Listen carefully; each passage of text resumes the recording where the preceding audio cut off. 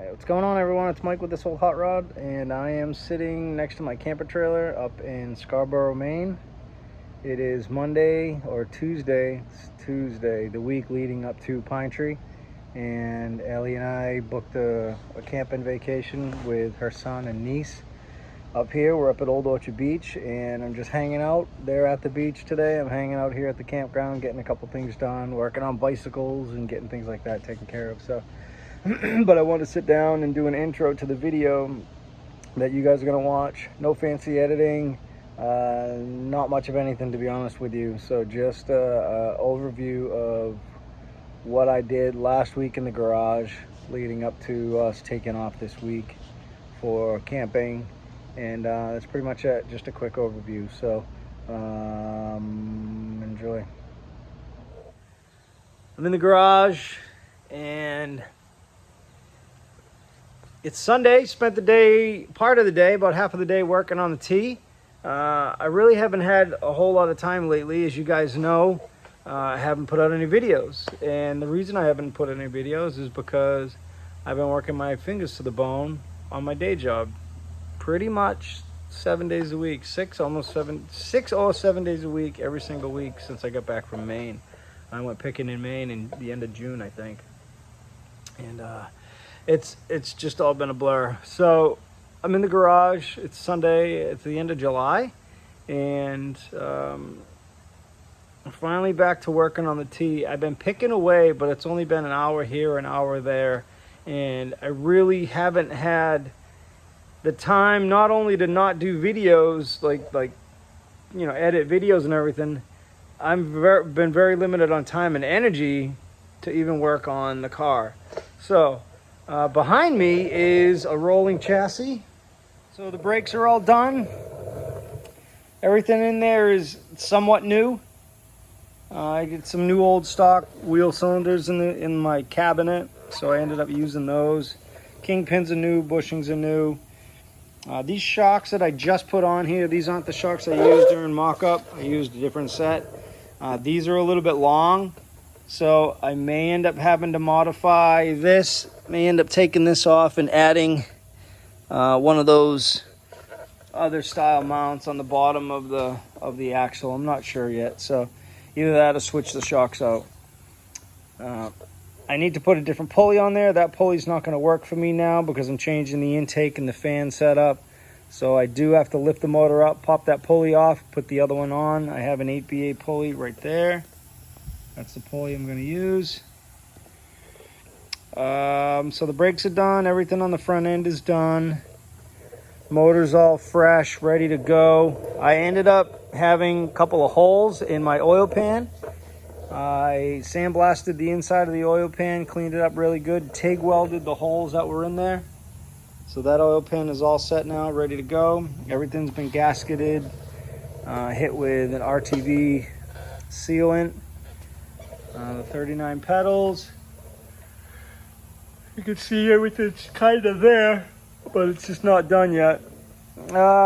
And new bolt on the spring. Everything's done. Shocks are on in the back. Wishbones are mounted. Clamshell going up to the back of the transmission's done. It's all done. I do have to cut this bolt. That bolt's just a touch too long. It's hitting. So I got to cut that bolt off. I'm going to do that now. No rear brakes on the back of the car for the moment. It's a Model A rear axle. I am going to switch it out and put a V8 rear axle in it. So that'll be sometime probably over the winter or maybe later this fall if I have any issues with this. If not, who knows? I might just run it till it breaks. But that's it. Here's the body of the T over here. See it standing up on its nose. I got the glass protected with some insulation. Make sure nothing happens to it. I did patina. I can't put that up yet. I did patina the seats. I threw some paint on the floor. I don't really know if you can see back here, but everything's welded back here. All the seams, everything's completely welded, 100%. Anything else that's not, it's fine. I'm just going to leave it. It's just a race car. something I really wish I had done and I paid more attention to during the build process was really fine-tuning the details. I noticed that that's probably the major or the main thing that has been slowing me down on getting it final assembled. The reason is I didn't do the brake lines. I didn't, I built the fuel system, so that's done, so that shouldn't be an issue. But like the brakes, I didn't do anything with the brakes, and I realize now I should have, because I keep running into roadblocks, so to speak, and I don't have the parts and pieces that I need. So therefore I have to order them. It takes 4 or 5 days. But in the meantime, I'm trying to bounce around and do other things, but knowing in the back of my mind, there's certain things that still need to get done first. And that was kind of one of them. So still waiting on a few pieces for the brakes, but mainly the brakes are done. All the brake lines are done. They're all bent. They're all in place. But I don't have the copper, the washers for the banjo fitting on the back of the master cylinder. So little things like that, and something like that will literally grind your build to a halt on certain aspects of it. But I'm able to keep moving forward. I went through the motor. The motor was a fresh rebuild years ago, and it was sitting in a gentleman's trailer, tractor trailer truck or body. So here it is here. I made sure, I went right through it. I opened it up, cleaned everything out. I pulled the pan off, replaced the pan gasket, the rope seals, front and rear, timing cover gasket, water pump gaskets. Those are all set. I'm having issues with the original intake I was gonna run. I was gonna run the Y-end race intake, but because it doesn't have a generator bracket, for the sake of getting things done and move forwards, I needed to run a different intake. This is the intake that actually came with the motor. This is an Edmunds intake, and I'm gonna have Y-end cheater aluminum heads on it. So this is a different transmission than I used for my mock-up, because I ended up having some issues with that transmission, so it didn't end up working out. I am gonna take a stab at rebuilding it. I watched Zach Parks' video on Wired Customs. I'm sure you guys all watch his YouTube. If you don't, you should definitely go check him out. Wired Customs on YouTube. He's very technical, very knowledgeable, and he just does some incredible videos. And like I say, he's very knowledgeable. So I'm gonna watch a few of his videos. I'm probably gonna buy the Van Pelt book, and I'm gonna take a stab at pulling apart and rebuilding the transmission that I used for mock-up. This has a different actuator shaft in the front of the transmission, so that means I have to change the pedals, the way the clutch pedal works, which is fine, but just little things like that. But the starter's in.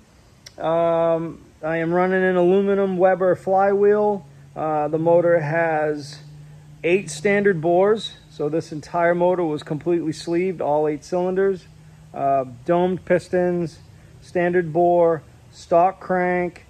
It has an Isky 3/4 cam, adjustable lifters. It'll have the intake, the heads, Mallory ignition, and that's pretty much it.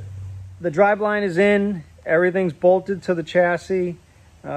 Everything on the front of the car is done. The brakes are built 100%. Let me flip the camera around. I'm hoping once I get the remainder of the pieces that I need for my brake lines in, I can get the brakes bled. The master cylinder, I can't bleed the master cylinder yet because I don't have the parts that I need. So once I get those parts that I need in, I'll get that all set, bleed the master cylinder, and get the brakes bled. Once that's done, I'll put the fuel system back in, and then I think I'll be basically ready to set the body back on the chassis. I don't know if, I know I haven't done a video in a while, but I bought a gantry crane or a gantry lift. That's just a Harbor Freight special. It came with a trolley. It came with the trolley that's up there, but I had the chain fall already, so it kind of worked out. So that is making my life so easy. That's how I was able to put the motor and everything in by myself. So I'm going to do the same thing with the body. That's how I put the body up on its nose, was with the gantry crane. So I'm going to end up using that to set the body back down, and then I'll put it on the chassis. So that's it. That's what's going on. I want to show you, actually, I bought this Harbor Freight engine stand off of a guy on Facebook Marketplace, and I modified it. I'll show you guys what I did. So you can see this is a typical engine stand that you find, you know, it kind of looks like every other one does. But what I ended up doing was I removed the top two arms. I cut one down, welded it here, and then I heated these two lower arms and I twisted them for the mounting of a flathead Ford on the exhaust side of the motor, or the side of the motor on one of the exhaust bolts. So this angle here is the same angle as the side of the motor there, these three ports. So on the header, on the hole where one of the headers or the exhaust manifolds would mount up, I put that one on one and that one on the other. This hole here goes through, so you have this hole to line up, and then this hole goes through these two bolts right here, or studs. Try to do this with one hand. I don't know that I can. I'll at least get you an idea of how I do it. And I came up with this on my own. So I'll slide this on like so. And you can see one hole lines up with the back port. The other hole lines up with the front port. I put a spacer here, a nut, a bolt, and that's it. And that's how I modified a Harbor Freight engine stand to accept the flathead Ford. So now that I have this engine stand, I'll always be able to have an extra flathead, or be working on one, or have one mocked up ready for the next car. Whatever the case is, I have it now and I don't need to worry about building or buying another one. I actually shot some video on it. If you guys are interested in seeing the video of how I actually did that so you could do one on your own, just comment down below. Let me know if you guys want me to share the video. I'll just throw some clips together and do it. As you can see, I'm kind of dirty. Been working on this thing for a while today. About 4 or 5 hours in the shop. This is probably one of the longer days that I've had in the shop, and I'm pretty excited. I got to hook up the steering, so I'll get this thing steering again. That'll be quick and simple. And the next thing, once I do that, is I got to get the heads put on. I just want to make sure I do things right. So I've been kind of reading some books as I go, some flathead books, just for the specifics, torque specs, things like that, because I know things are different when you start adding speed parts, aluminum heads, things like that. You don't use the same specs as you would on a cast iron head. So been reading a lot of books, been on the ham doing research. I've never built a flathead, so this is new to me, so I'm taking my time and really, like I said, doing my research. Little update on Pine Tree. I've had a lot of people ask me if I'm going. I would love to go. However, I don't know that the car will be ready for Pine Tree. I was hoping to be a lot further along on the process of the build of the car, but because of my work schedule, it's been a real struggle. I don't know if you can tell, but I've lost about 20 pounds. I've had to change my diet. About 6 weeks ago now. I was really sluggish. I was struggling with my energy levels and not able to, was really having a hard time getting up in the morning and all throughout my day. I'm not a huge coffee drinker anymore, so I'm not able to just pack my body full of caffeine like I used to when I was younger.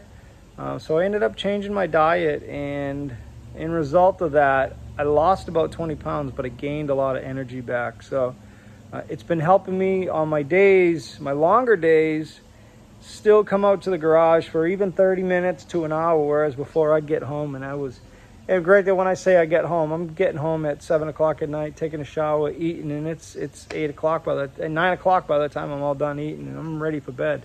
Last thing I want to do is go out in the garage. So it's been a tough summer so far. It's been extremely hot here up in Massachusetts. as I know it has been all throughout the country, so it seems. But it's been tough when I come out in the garage, and it is just scorching in here, and it's been tough to keep things going. But I'm picking away. I'm excited. I'm happy to see the thing finally back on all four wheels. The brakes are in, the motor and transmission are in, and I got a few little things I'm going to tweak, like that rear spring bolt, things like that. But I'm just really excited to get this thing back together. I will not be at Pine Tree. People have asked. I know I started saying that, but I changed. The car's just not going to be ready. Ellie and I hadn't had any time to ourselves this summer.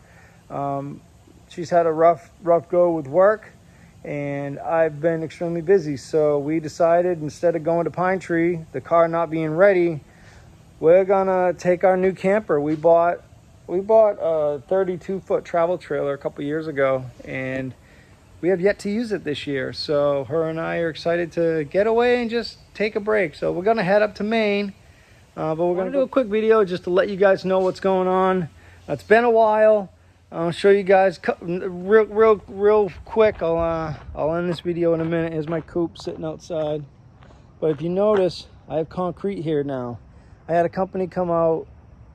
I had them form up the concrete and pour the concrete.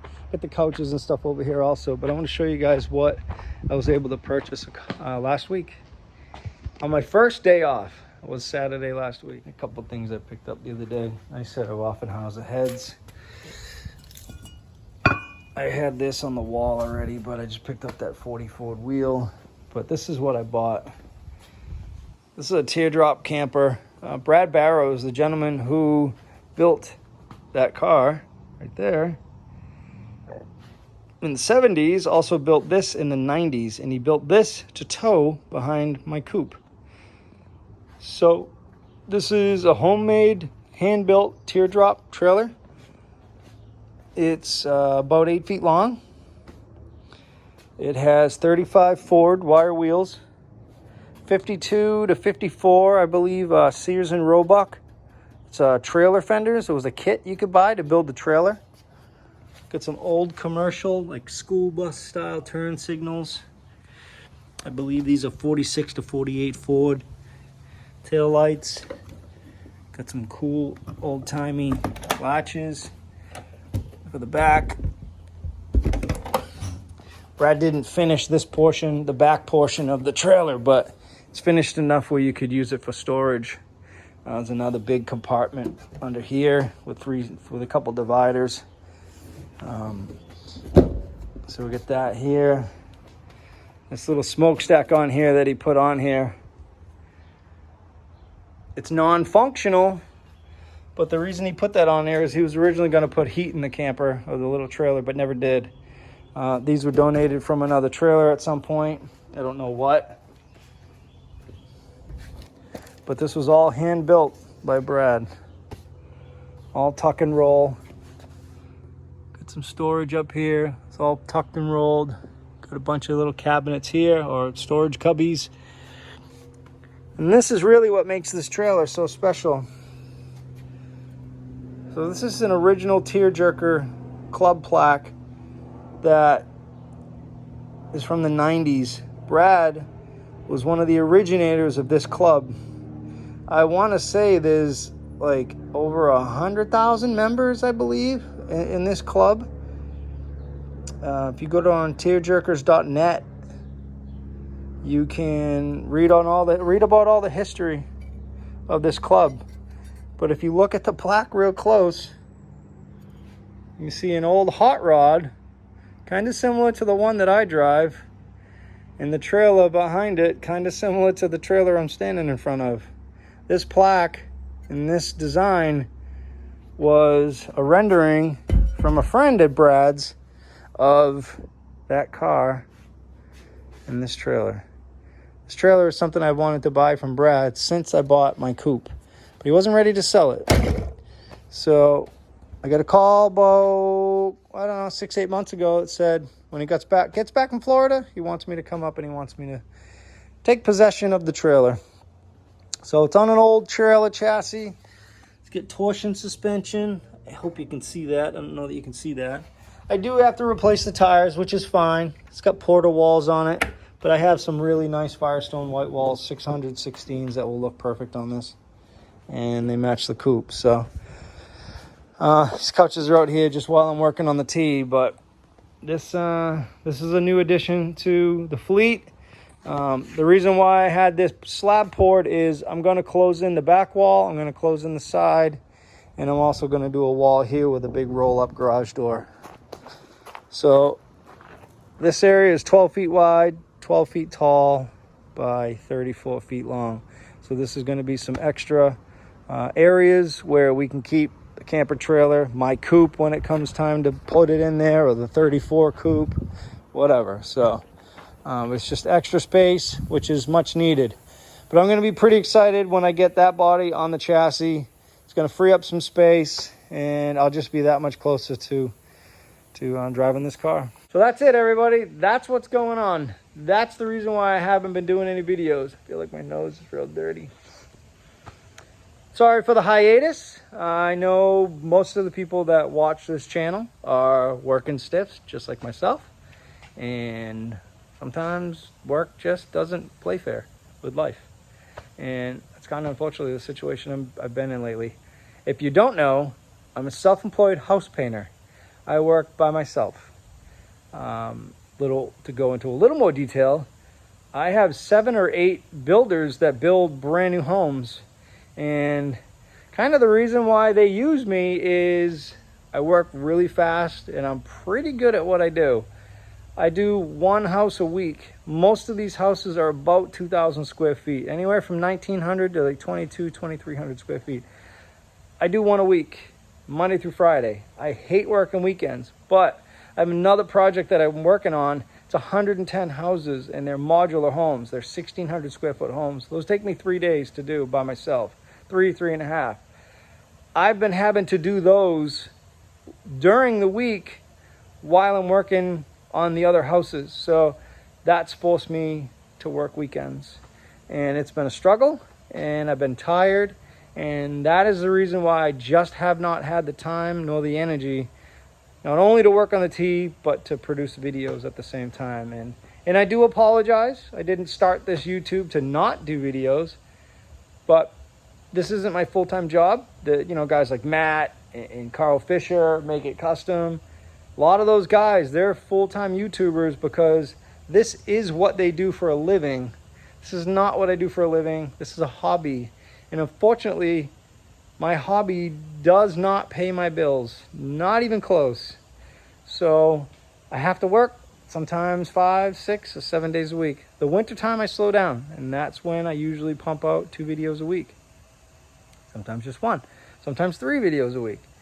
But this time of year, I slow down in the garage because it's hot and my schedule is busy, filled.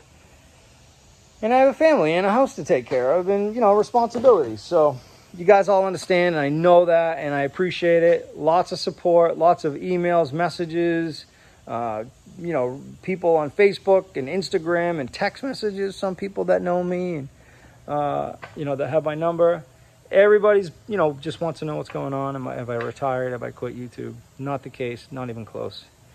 That's the last thing I plan on doing is retiring from YouTube. So just wanted to reach out to you guys, let you know what's going on and why there's just been no mic lately. So can't say I'm going to be back full time like I was before because I still have quite a few houses ahead of me to get off my plate. I think things are going to start slowing down in the fall because with the housing market up here right now, things are slowing down because the houses aren't selling as fast because I think people are scared. So I think that's going to affect me personally because I'm afraid things aren't going to keep flowing like they have been. So for you guys, that might be a win because that means I'll probably be spending more time in the garage, but at the same time, it's going to add some opposite stress to my plate. And I don't like that. I don't like stress. So that's what's going on. That's what I've been up to. Can you guys tell? Is there any new additions on the grill shell wall?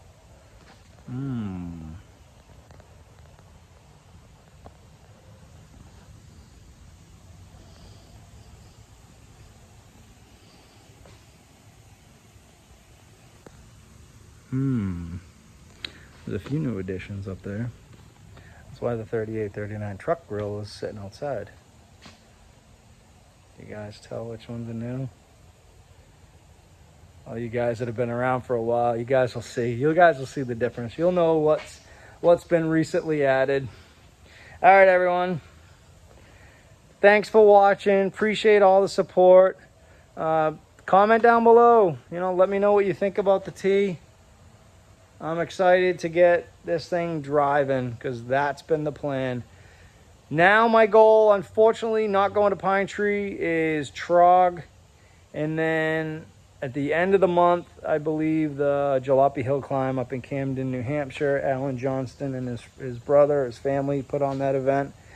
So I'm hoping to be racing the T up there this year and not my coupe, because I kind of damaged my coupe a little bit. So, all right, guys, see ya. Thank you. Appreciate you guys watching. Appreciate the support.